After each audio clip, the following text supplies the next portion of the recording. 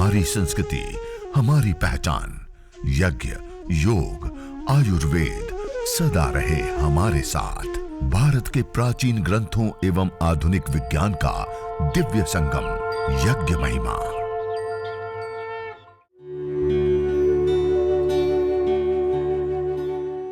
भारतीय संस्कृति में यज्ञ, योग एवं आयुर्वेद जैसी अमूल्य विद्याएं हैं, जिसका मूल है वेद। इतिहास की ओर दृष्टि डालें तो भगवान राम, भगवान कृष्ण से लेकर राजा महाराजाओं, ग्रामवासियों व अरण्यवासी ऋषियों की कुटियों तक नित्य व नैमित्तिक यज्ञों का प्रचलन देखने को मिलता है।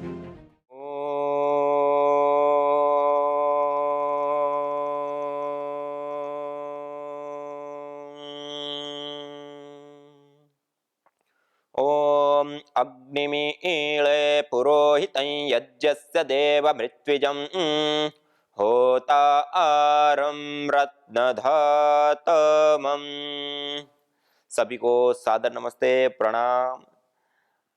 आज हमारे आदरणीय योगी सावन आर्य जी, आदरणीय योगी विक्रांत भाई जी के साथ साथ हमारे तेलंगाना से आदरणीय भाई किशोर भाई जी से लेकर के हमारे अलग अलग राज्य से अलग अलग भाई बहन जुड़े, उन सबको मैं नमन वंदन प्रणाम करता हूं। और आज वर्तमान में एक रूप से कहे तो एक मानव जीवन के लिए ही एक विशेष रूप से प्रभावी करने वाला कोरोना काल, अन्यथा जो ऐसी समस्याएं आती है जिसमें प्रकृति भी, पेड़ पौधे भी, वनस्पति जगत के साथ साथ पशु पक्षी कीट पतंग आदि भी प्रभावित होते, जैसे ग्लोबल वार्मिंग है, ओजोन परत का क्षरण है, रेडिएशन, इसमें सब लोग प्रभावित होते हैं और सबके ऊपर दुष्प्रभाव होता है। और यह एक कोरोना जिसके कारण आज विशेष रूप से मानव समाज पीड़ित है। बड़ी बड़ी अर्थव्यवस्थाएं आज डिगमिगा चुकी है। बड़े बड़े मॉडल मेडिकल साइंस के अथाह भंडार आज हमारे किसी काम के नहीं रहे। ऐसी अवस्था आज हमारे बीच में बन रही है और ना जाने कितने कितने लोगों ने अपने जीवन को इसमें खो दिया है। आखिर इस भयावह स्थिति में, इस काल में हम क्या करें, कैसे हम अपना बचाव करें, कैसे हम और लोगों को बचाएं। देखिए, जिस बीमारी का आज हम सामना कर रहे हैं, यह पहली और अंतिम बीमारी नहीं है।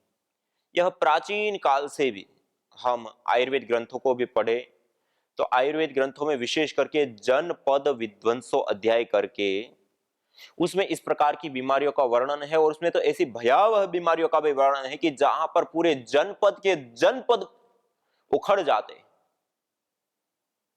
ऐसी भयावह बीमारियां भी होती। और जब ऐसी बीमारियां फैलती हैं तो उस समय हमें क्या करना है, क्या करें हम?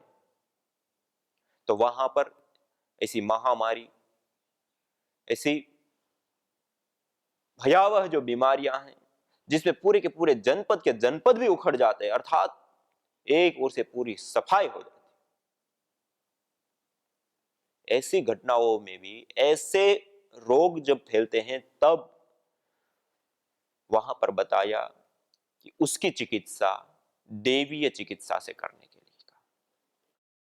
आयुर्वेद में 3 प्रकार की चिकित्सा बताई। एक होती है मानुषी चिकित्सा, एक होती है आसुरी चिकित्सा और एक होती है देवीय चिकित्सा। और यज्ञ को आयुर्वेद ग्रंथों में देवीय चिकित्सा का दर्जा दिया गया है। यह यज्ञ देवीय चिकित्सा है।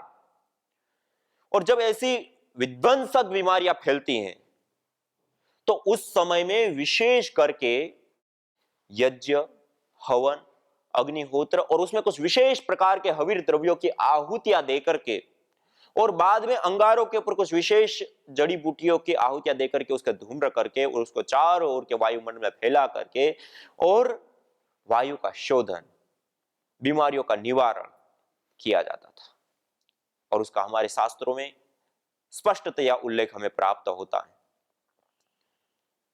तो आज भी, वर्तमान में भी, हम जिस समस्या से पीड़ित हैं, उस समस्या से बचाव और हो गया है तो उससे निजात मुक्ति पाने के लिए हम यज्ञ को अपने घर में अपनाएं, हवन को अपने घर में अपनाएं, छोटा से अग्निहोत्र को अपने घर में अपनाएं। प्रतिदिन हम यज्ञ के साथ जुड़े, यज्ञ करें और उसमें कुछ विशेष हविर द्रव्यों की आहुतियां दे, जैसे कोरोना के लिए या जो भी माइक्रोबायल एक्टिविटी देने वाले सबसे जबरदस्त इफेक्ट देने वाले जो पदार्थ होते हैं उनका हम प्रयोग करें। माइक्रोबायल एक्टिविटी देने वाले, चाहे वह काले तिल हो, नारियल है, कुटज है, वच है, मिश्री है। इसी प्रकार से हमारे घर में प्रयोग होने वाले जो यह कुछ विशेष द्रव्य, गाय का घृत, इन जड़ी बूटियों का विशेष रूप से हम प्रयोग करें। गाय का घी, सरसों, मैं नहीं कह रहा हूं कि ये सारे द्रव्य हमें चाहिए ही चाहिए, इसमें से जो द्रव्य हमें उपलब्ध है उस द्रव्य को हम हवन सामग्री में भारी मात्रा में मिलाएं। दूसरा, गाय का घी, सरसों आदि को बाद में अंगारों के ऊपर डाल करके उसकी धुनी जरूर करें। और हमने देखा सैकड़ों सैकड़ों परिवार आज हमारे सामने ऐसे हैं जिन्होंने प्रतिदिन इस कोरोना काल में यज्ञ किया और यज्ञ करके अपने संपूर्ण परिवारों को बचाए। और यहां तक कि हमारी आदरणीय बहन नेहा जी, हमारे आदरणीय भाई सुरेश भाई जी से लेकर के कई ऐसे केस है, हमारे भाई आदरणीय हेमंत भाई जी, जिनको स्वयं को कोरोना हो गया और घर में क्वारंटाइन होकर के प्रतिदिन यज्ञ, हवन, अग्निहोत्र लंबे लंबे समय तक करके और उन्होंने कोरोना से मुक्ति पाई। और आज तो इतने सारे उदाहरण हैं, इतने सारे। और हमने पिछले 3 रविवार जो हरिद्वार से हरिद्वार बने यज्ञ परिवार यूट्यूब चैनल के ऊपर, स्वामी यज्ञदेव यूट्यूब चैनल के ऊपर और जूम के ऊपर भी हम लाइव कार्यक्रम करते हैं। और उसमें पहले यज्ञ हवन सब लोग साप्ताहिक यज्ञ करते हैं, सब लोग साथ में मिलके, और उसके बाद जो अनुसंधान रिसर्च है और कुछ जिन लोगों ने यज्ञ चिकित्सा को अपनाए और विशेष अनुभव बताए, उसमें आप देख सकते हैं जाकर के इतने सारे लोग सामने आए जिन्होंने इस कोरोना काल में यज्ञ को अपनाया, हवन को अपनाया, अग्निहोत्र को अपनाया और बाद में उसने विशेष द्रव्यों की धुनी करना प्रारंभ किया। और यह घटना सामने आई कि एक व्यक्ति को घर में कोरोना हो गया, उससे दूसरे को किसी को नहीं फैला, घर में रहते हुए भी उनका स्वयं का कोरोना ठीक हो गया। और एक माता जी की घटना में बताऊं, उनका 86 तक ऑक्सीजन आ जाता, उनको यज्ञ कराया, यज्ञ में बिठाया और उस धुनी में उनको रहने के लिए क्या। और हमारी आदरणीय बहन नेहा माता जी, उनकी बेटी मेरे को बता रही थी कि केवल मात्र यज्ञ करने पर 10 से 15 मिनट के अंदर 86 से 96 ऑक्सीजन बढ़ गया। हमारे आदरणीय भाई सुरेश भाई, उनको भी ऐसी प्रॉब्लम हुई थी, ऑक्सीजन लेवल बिल्कुल डाउन आ गया जब उनको कोरोना। उस समय उन्होंने भी इसी प्रकार से यज्ञ किया, उसके बाद धूम्र चिकित्सा किया, उनका भी ऑक्सीजन लेवल बढ़ गया। और ऐसे कितने सारे केस है।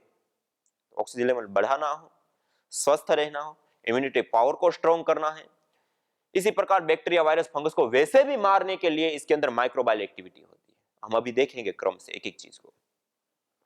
तो मैं कह रहा हूं कि वर्तमान में कोरोना काल में जो भयावह स्थिति है, जो चारों ओर एक डर, एक भय, एक चिंता, इसके बीच में हमें चिंता से मुक्त करने वाला साधन, चिंता से मुक्त करने वाला कोई उपाय है तो वो यज्ञ, हवन, अग्निहोत्र। आप इसको जरूर अपनाएं। और उसमें सरसों, गाय का घी, कुटज या वच, उसके साथ साथ काले तिल, नारियल, ये कुछ विशेष द्रव्यों का आप प्रयोग करें। और हमने रिसर्च करके एक एक द्रव्यों को जला जला करके उसके धुएं को कलेक्ट करके उसको एनालाइज करके भी देखा है। और अलग अलग प्रकार के बैक्टीरिया, फंगस आदि के ऊपर उस धुएं को देख करके भी हमने देखा है। ये जो 5-7 द्रव्य मैंने आपको बताया, उसमें सबसे जबरदस्त माइक्रोबायल एक्टिविटी होती है, जो इन रोगों को पैदा करने वाले जो बैक्टीरिया, वायरस, फंगस हैं, उनको दूर करने की विशेष सामर्थ्य रखता है, विशेष। तो आप इसका प्रयोग विशेष रूप से करें। देखिए, हम जिस यज्ञ को, जिस हवन को, जिस अग्निहोत्र को करते हैं, उस यज्ञ, उस हवन, उस अग्निहोत्र के अंदर हम कुछ समिधाएं लगाते हैं, उसमें कुछ अग्नि प्रदीप्त करके उसमें विशेष आहुतियां देते हैं। गाय का घृत, उत्तम उत्तम जड़ी बूटी आदि। आम व्यक्ति, सामान्य व्यक्ति उस घटना को देखता है तो उसको लगता है कि ये व्यर्थ हो रहा है, इसको हम नष्ट कर रहे हैं। और वास्तविकता यह है, यदि वो साइंस को जानता तो धरती पर कोई भी पदार्थ नष्ट नहीं अपितु रूपांतरित होता है। और हमारे दर्शन शास्त्रों में भी कहा, नासह कारण लय, नाश का अर्थ होता है अपने कारण में लय हो जाना। और नस अदर्शने, सांख्य दर्शन में एक सूत्र देते हुए कहा, नस अदर्शने, महर्षि कपिल जी ने, कि नाश का अर्थ क्या होता है, पहले हमें दिखाई दे रहा है, अब हमें दिखाई नहीं दे रहा है। नस अदर्शने, एक पात्र के अंदर पानी है, हम उसको छू सकते हैं, देख सकते हैं, स्पर्श कर सकते हैं, लेकिन उसी को हम 100 डिग्री पर गर्म कर दे तो उसके बाद वो पानी क्या हो जाता है, वाष्प के रूप में कन्वर्ट हो जाता है, रूपांतरित हो जाता है। अब वो पात्र के अंदर पानी भी नहीं रहेगा और उसको आप ना देख सकते हो ना छू सकते हो, लेकिन हम ये भी नहीं कह सकते कि पानी नष्ट हो गया। इसी प्रकार धरती पर कोई भी पदार्थ का सर्वथा अभाव नहीं होता है, अपितु वो रूपांतरित होते हैं। और जब वह रूपांतरित होता है तो 3 रूपों में हमारे सामने आता है, एक पार्टिकल के रूप में, दूसरा गैस के रूप में, और तीसरा एनर्जी, ऊर्जा के रूप में। जैसे मॉडर्न मेडिकल साइंस में एनर्जी से मैटर और मैटर से एनर्जी, ये 3 रूपों में हमारे सामने आता है। जब गैस फॉर्म में वो कन्वर्ट हुआ, जैसे हमने गाय का घी डाला, गाय के घी को 1 ग्राम मात्र यदि हम जलाते, कितना, केवल मात्र 1 ग्राम भी जलाते तो 1864 गुना गैस फॉर्म में कन्वर्ट होता है। मानी 1 लीटर 864 ml गैस हमें प्राप्त होती है केवल मात्र 1 ग्राम घी को जलाने से। और उसका प्रभाव देखें, मैं एक उदाहरण के लिए बताना चाहता हूं कि आज हमारे पास मान लो छोटा सा कमरा है, आज बहुत सारे लोग रूम स्प्रे का प्रयोग करते हैं। छोटे से कमरे में हम रूम स्प्रे का प्रयोग करें तो 300-350 ml का एक स्प्रे होता है, साल भर चल जाता है उस कमरे को सुगंधित करने। मानी उस छोटे से स्प्रे से 365 बार वो कमरा सुगंधित हुआ, कितनी, 300-350 ml गैस से। जबकि हम गाय का घृत जब जलाते हैं, आहुति देते हैं, तो 1 ग्राम घी जलाने से 1864 गुना गैस फॉर्म में कन्वर्ट होता है। मानी 1 लीटर 864 ml गैस हमें प्राप्त होती है। और 300-350 ml गैस से 365 कमरे हम सुगंधित कर सकते हैं। तो आप विचार कीजिए 1 लीटर 864 ml से कितने कमरे हम सुगंधित कर सकते हैं। और ये 1 ग्राम घी का हिसाब है। हम यज्ञ अग्निहोत्र करते हैं, 20, 25, 50, 100 ग्राम, 1 किलो तक लोग घी का प्रयोग करते हैं। तो उसका आप मल्टीप्लाई करते जाइए, आप हिसाब लगाएंगे तो अनगिनत हिसाब। ये तो खाली गाय के घी की बात है, उसके साथ हम जड़ी बूटियां भी जला रहे हैं, उसके साथ समिधा भी जला रहे हैं, उन सब का अपना अपना प्रभाव, अपना अपना इफेक्ट होता है। और दूसरा, जो हम स्प्रे का प्रयोग करते हैं वो केवल एडिशनल पार्टिकल होता है, खाली सुगंधि को फैलाते हैं। और अपितु उस स्प्रे को बनाने के लिए मीथेन गैस से लेकर अलग अलग प्रकार की गैसों का प्रयोग किया जाता है, जो गैसें हमारे वायुमंडल को भी दूषित करती है, केमिकल प्रदूषण को वो बढ़ाती है। जबकि गाय का घृत, गाय के घी को आयुर्वेद में सर्पी कहते हैं। सर्पी, सांप आप सबने सुना होगा। सांप क्या काम करता है, सामान्य व्यक्ति का डसने का काम करता है। सांप डसने के लिए नहीं है, सांप इस वायुमंडल के अंदर श्वास प्रश्वास की क्रिया करके इस वायुमंडल के अंदर व्याप्त जो जहर है, इस वायुमंडल के अंदर व्याप्त जो विषैली गैसें हैं, उसको श्वास प्रश्वास के माध्यम से अपने शरीर के अंदर एकत्रित करता है और हमें शुद्ध वायु देता है। ऐसे बिच्छू आदि जो जहरीले होते हैं, वो वायुमंडल के अंदर जो जहर होता है उसको चूस लेते हैं, उसको अपने जीवन में धारण। हम जैसे ऑक्सीजन लेते हैं, पेड़ पौधे कार्बन डाइऑक्साइड लेते हैं, ऐसे ही अलग अलग जीव भी अलग अलग तत्वों को लेते हैं। और उसका जो प्रभाव है वो विशेष रूप से हमारे तन के ऊपर, हमारे मन के ऊपर, हमारे शरीर के ऊपर, सबके ऊपर पड़ता है, जो वायु का निर्माण होता है। तो यह जो कुछ जिसको हम जहरीले प्राणी कहते हैं, वो हमारे लिए घातक नहीं, अपितु हमारे लिए भी वायु का शोधन करके देना। हमारे श्वास के माध्यम से जो जहर जाने वाला था, उस जहर को उन्होंने पहले से ही शुद्ध कर दिया। आयुर्वेद में घृत को सर्पी कहा। सर्पी अर्थात जैसे सांप वायुमंडल से जहर को पी जाता है, ऐसे ही आप जब गाय के घी को जलाते और उससे जो गैसें बनी वो जब वायुमंडल के अंदर आती हैं तो वायुमंडल के अंदर व्याप्त जो विषैली गैसें हैं उसको भी दूर करने का काम यही घी हूबहू करता है। इसलिए आप इस गाय के घी का प्रयोग विशेष रूप से करें। और जो मैं बता रहा था कि जब हम यज्ञ करते हैं उससे तीन चीजें निकलती है, एक गैस, दूसरा पार्टिकल और तीसरा एनर्जी। जब गैस निकलती है तो उसके तीन महत्वपूर्ण और विशेष लाभ होते हैं जो साइंटिफिक रूप से वैलिडेशन के साथ सामने आई हुई बातें हैं। तीन ही होते हैं ऐसा नहीं कह रहा हूं, तीन जो साइंटिफिक वैलिडेशन के साथ सामने बात आई हुई है वो मैं बता रहा हूं, और तो इसके अनेक अनेक लाभ है। और वेदों में कहा शुचि जीवो अग्नि सहस्रारंभ, पवित्र ज्वाला वाली यज्ञाग्नि हमें हजारों हजारों लाभ देने वाली होती, हजारों हजारों लाभ। तो उसमें से आज हम जो यज्ञ से निकलने वाली गैसें हैं उससे क्या लाभ होते हैं वो मैं आपको बताऊंगा। सबसे पहला, केमिकल प्रदूषण को दूर करना। केमिकल प्रदूषण हम किसको कहते हैं? जिसको हम वायु प्रदूषण कहते हैं। मॉडर्न मेडिकल साइंस में उसको केमिकल प्रदूषण कहा जाता है। वायु प्रदूषण के कारण, वायु प्रदूषण है क्या? अवांछित गैसों की मात्रा बढ़ जाना, जो हमें नहीं चाहिए वो गैसें आ जाना, और जो गैसें हमें चाहिए भी लेकिन उसकी मात्रा बढ़ जाना, और जो कुछ ऐसी गैसें जिसकी मात्रा कम हो जाना, यह है वायु प्रदूषण। और आज WHO वर्ल्ड स्वास्थ्य संगठन के आंकड़ों को हम देखें तो प्रति वर्ष केवल मात्र वायु प्रदूषण से 70 लाख से अधिक लोग मौत के मुंह में समा जाते हैं। 70 लाख से अधिक लोग। जब से कोरोना प्रारंभ हुआ तब से आज तक इतने लोग कोरोना के कारण नहीं मरे जितना भय, जितना डर, जितना क्षोभ पैदा किया गया, जितने लोग आज केवल वायु प्रदूषण के कारण मरे। बड़े बड़े शहरों में एक साल रहने पर 1 साल से लेकर के 3-3 और 5-5 साल उम्र कम हो जाती है उस जहर को ले लेकर के। अस्थमा, दमा से लेकर के कैंसर जैसे घातक रोग। कई सारे लोग ये शिकायत करते फिरते हैं कि हमने कभी किसी का गलत नहीं किया है, कभी गलत खान पान नहीं किया है, कभी ऐसा कोई कार्य नहीं किया है, फिर भी हमें कैंसर हो गया, ऐसा भयावह रोग हो गया, क्या करें? ये क्यों हो गया? वो इसलिए हो गया कि जिस आहार को आप 24 घंटा ले रहे हैं, खाते पीते उठते बैठते और यहां तक कि सो जाते हैं, तब भी जिस आहार को आप ले रहे हैं वायु रूप में, उसके माध्यम से आप जहर ले रहे हैं। जो प्राणवायु हमें जीवन देती थी वही प्राणवायु आज जीवन ले रही है 70 लाख से अधिक लोगों का।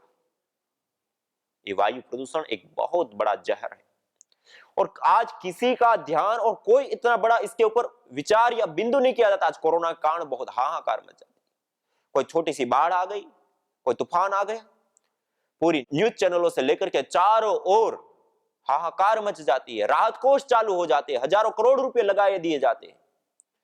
लेकिन जिस वायु प्रदूषण के कारण आज 70 लाख से अधिक लोग मर जा रहे हैं, उसके ऊपर किसी का ध्यान नहीं। तो मैं कहना चाह रहा हूं कि यह जो वायु प्रदूषण है वो सबसे बड़ा जहर है। ये पेड़ पौधे प्रकृति जगत को भी बहुत बड़ी हानि करता है, मनुष्य जगत के लिए भी, और इसी प्रकार से पशु पक्षी कीट पतंग जगत के ऊपर भी बहुत बुरी तरह से प्रभाव डालता है। आज जो रिसर्च आंकड़े सामने आ रहे हैं उसके कारण आज सामने आया है कि 2030 तक ऐसा ही सिलसिला वायु प्रदूषण का चला तो धरती पर से 30% पशु पक्षी और पेड़ पौधों की प्रजातियां विलुप्त हो चुकी होगी। 30%, 30 नहीं 30%, ये बहुत बड़ा आंकड़ा होता है। हम एक डायनासोर को गायब होते हुए आज सीरियल पिक्चर देख रहे हैं, और आज 2030 तक में 30% प्रजातियों से विमुख हो चुके होंगे। हम उस कागार पे पहुंचे, और ये जो वायु है वो हमारा सबका सबसे बड़ा आहार है। देखिए, हम जिस जीवन को जी रहे हैं उस जीवन को सुचारू रूप से चलाने के लिए हमें एनर्जी की आवश्यकता होती है, ऊर्जा की आवश्यकता होती है, शक्ति की आवश्यकता होती है। वह एनर्जी, वह ऊर्जा, वह शक्ति हम प्राप्त करते हैं आहार के माध्यम से, और वह आहार हम लेते हैं 3 रूपों में: ठोस, द्रव और गैस रूप में। ठोस रूप में हम रोटी, दाल, चावल आदि लेते हैं। द्रव रूप में हम पानी, दूध, जूस आदि लेते हैं और गैस रूप में हम वायु लेते हैं। अब ये जो 3 रूपों में हम आहार लेते हैं उसमें सबसे ज्यादा कौन सा आहार लेते हैं? हम 24 घंटे का ही हिसाब लगाए, हम 24 घंटे में कितनी बार ठोस रूप आहार लेते हैं? 2 बार, 3 बार। पानी कितनी बार लेते हैं? 5 बार, 10 बार। लेकिन वायु हम एनी टाइम 24 घंटा खाते, पीते, उठते, बैठते, यहां तक कि हम रात को सो जाते हैं तब भी ये वायु रूप आहार निरंतर चालू होता है। अर्थात कहने का अभिप्राय है कि 24 घंटे में सबसे अधिक लिए जाने वाला कोई आहार हमारा होता है तो वो वायु रूप आहार है। जिनको एसएलएमएस ऑटोइम्यून डिजीज एमएनडी है, एंकोजोस्पाइटिस है, जिनको इनफर्टिलिटी है, जिनको चर्म रोग है, जिनको हार्ट रोग, बहुत ज्यादा हाइपरटेंशन, नींद नहीं आती, उनके लिए तो स्पेसिफिक हमने 10 तरह की विशेष सामग्री बना रखी। और जिनका मन बहुत निराश रहता है, नेगेटिविटी जिनके रोम रोम में घुस गई है, उसको निकालने के लिए ये योग यज्ञ सबसे बड़ा है। तो ये यज्ञ थेरापी है। मेरे साथ बोले क्या है? यज्ञ थेरापी है। फिर वाटर थेरापी, दिन भर आपको औषधीय जल ही पिलाते हैं, वही पिया करो। साधारण पानी पीना ही नहीं है। जिनको कोई रोग विशेष नहीं भी है तो यज्ञशाला में यज्ञ की भस्म डाल करके और पानी को दिव्य बना देते हैं। अर्जुन की छाल, दालचीनी, थोड़ा तुलसी और उसमें थोड़ा सा लेमन ग्रास आदि डाल देते, तो एक पेय बना देते। वो दिन भर वही पानी पीते। मेडिकेटेड वाटर या medicated air, water medicated air देते हैं ये हवन वाली। ये प्रयोग विशेष रूप से चल रहा है। ये बीपी के लिए, शुगर के लिए, हार्ट के लिए, अर्थराइटिस के लिए, लीवर के लिए, फैटी लीवर के लिए, ये कोलाइटिस के लिए, ये माइग्रेन पेन के लिए, ये दर्दों से लेकर के शरीर के इंटरनल ऑर्गन्स को एक्टिवेट करने के लिए रामबाण है। अद्भुत अद्भुत, इतना जबरदस्त इसका लाभ होता है। ये किसी ने नहीं किया था। मेडिकेटेड एयर, ये यज्ञ थेरापी है। मेडिकेटेड वाटर, जो आपको अलग अलग पानी पिला रहे हैं, पंचामृत से लेकर के और कीर्तहर से लेकर के, अर्जुन से लेकर के, मेधा से लेकर के, गिलोय से लेकर के, दिव्यपेय से लेकर, सर्वकल्प से लेकर के, गोखरू से लेकर के, और जिनकी बहुत ही ज्यादा ऑटोइम्यून डिजीज है, एमएनडी है, उनको तो अभी तो मैंने जो है इम्यूनोग्रिड पाउडर को ही भिगो करके उसको निधार के पानी पीने के लिए बोला है। अभी उसका दरदरा बना करके उसको भी मंगा रहा, उसका पानी पीना दिन भर और एकदम पूरी इम्यूनिटी एकदम पुष्ट होता है। और जिनके भी शरीर में रोग हैं, खास करके कैंसर, ऑटोइम्यून डिजीज जैसी बीमारी, स्किन जैसे रोग हैं, तो उनको कल से, आज व्यवस्था करवा देंगे, कल से उनको ये जिए जल मिलेगा। हवन की जो भस्म होती है उसको पानी में डाल देते हैं। हमने रिसर्च कर लिया, ये तमाम तरह के जो तुम घरों में आरओ वाटर पीते हो, मैं उसको अभी यहाँ तो बंद कर रहा हूँ। आरओ वाटर तो क्या कर रहे हैं हम, यहाँ पानी के अंदर हवन की राख डाल देते हैं। हमारे पास तो दिन भर यज्ञ की भस्म डाल देते हैं, तो जो पानी सबसे जबरदस्त अल्कलाइन हो जाता है। पानी को अल्कलाइन करने के बहुत तरीके खोजे गए हैं, उसमें से बेस्ट तरीका है यज्ञ की भस्म डाल दो और पानी अल्कलाइन हो जाता है। ये बहुत बड़ा रिसर्च बेस्ड बात बता रहा हूं आपको। ये सारा शोध करके उसके ऊपर पूरा टेस्ट रिपोर्ट के साथ आपको बात कर। तो जिनको भी बहुत तरह के उपद्रव रहते हैं शरीर में, पानी पीते ही पानी पीने से भी उल्टी आती है लोगों को, पानी पीने से भी डायरिया हो जाता है, पानी पीने से कोलेस्ट्रॉल बढ़ जाता है, वेट बढ़ जाता है। बताओ ये कोई बात है? बड़े समझिए, पानी भी हमको तो घी की तरह लगता है, तो तुम्हारा पानी का घी निकाल देते हैं। ये यज्ञ की राख डाल दो, उसके बाद पानी को नितार करके और पिला देते हैं। जितने भी आप आरओ वाटर पीते हैं ना, इससे गैस बनती है। मैंने लगातार 20 साल ये पानी पिया, सारे देश में घूमता रहा, तो भाई कहीं पानी से दिक्कत ना हो जाए, ये तो चलो गनीमत रही कि पूरा हिंदुस्तान घूमते समय एक बार भी मुझे फूड पॉइजनिंग नहीं हुआ। 20 लाख किलोमीटर से ज्यादा घुमा हूं, एक बार भी फूड पॉइजनिंग नहीं हुआ, एक बार भी पेट में इन्फेक्शन नहीं हुआ, एक बार भी उल्टी दस्त नहीं लगा। लेकिन एक काम गड़बड़ हुआ, वो पानी पीते पीते गैस बनने लगी। बताओ मेरे जैसे योगी को क्यों? उसमें सारे मिनरल्स तो निकाल देते हैं। ये तो तुम पानी पीते हो ना बोतल वाला, ये अच्छा नहीं होता। अब क्या करें? यज्ञ भारतीय संस्कृति का मूल है। तो आइए हम संकल्प लें, संसार के श्रेष्ठतम कर्म यज्ञ को अपनाएं। पिंड और ब्रह्मांड में संतुलन कायम करने वाले यज्ञ को अपने जीवन का अभिन्न अंग बनाएं एवं प्रकृति मां के प्रति अपने ऋणों को अदा करें। विश्व स्वास्थ्य का एक नारा, यज्ञ से होगा जग उजियारा। भारतीय संस्कृति की अमूल्य विरासत यज्ञ की महिमा को जानने हेतु वैदिक चैनल पर प्रतिदिन प्रातः एवं सायं 11:30 बजे यज्ञ महिमा कार्यक्रम से जुड़े। विशेष जानकारी हेतु संपर्क करें मोबाइल 9068565306।